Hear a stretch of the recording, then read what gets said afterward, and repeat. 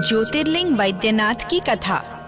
बाबा भोलेनाथ अर्थात महादेव शिव अनाथों के नाथ हैं।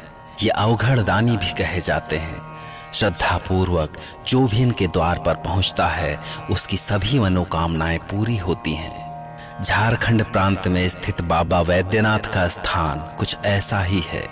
कुछ लोग यहाँ अपनी मनोकामनाएं मनवाने आते हैं तो कुछ लोग अपनी मनोकामनाएं पूरी होने पर शिव का आभार प्रकट करने।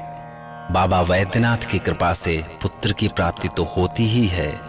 जिन कन्याओं के विवाह में बाधा आती है वो भी शिव की कृपा से टल जाती है और शीघ्र ही उनका विवाह हो जाता है। बाबा वैद्यनाथ गरीबों की झोली भरते हैं और रोगियों को रोग मुक्त करते हैं। भगवान शिव का ये वैद्यनाथ रूप 12 ज्योतिर्लिंगों में ही एक है।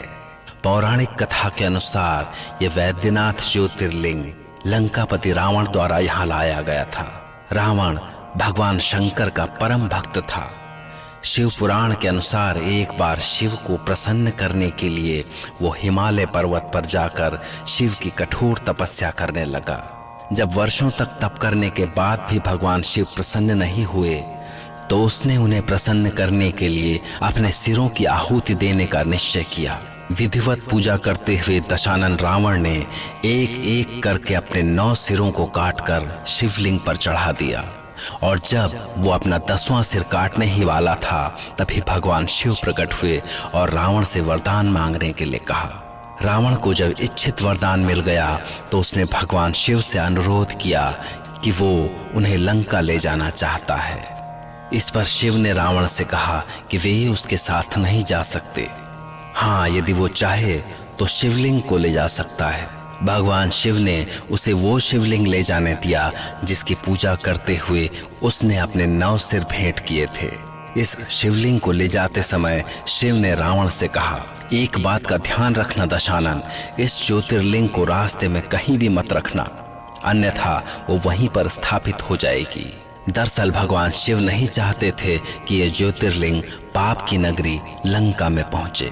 अतः उन्होंने गंगा से रावण के पेट में समाने का अनुरोध किया। रावण के पेट में जैसे ही गंगा पहुंची उसके अंदर लघुशंका जाने की तीव्र इच्छा प्रबल हो गई और वो सोचने लगा कि वो शिवलिंग को किसी को सौंप कर लघुशंका करे। तभी विष्णु भगवान एक ग्वाले के रूप में प्रकट हुए।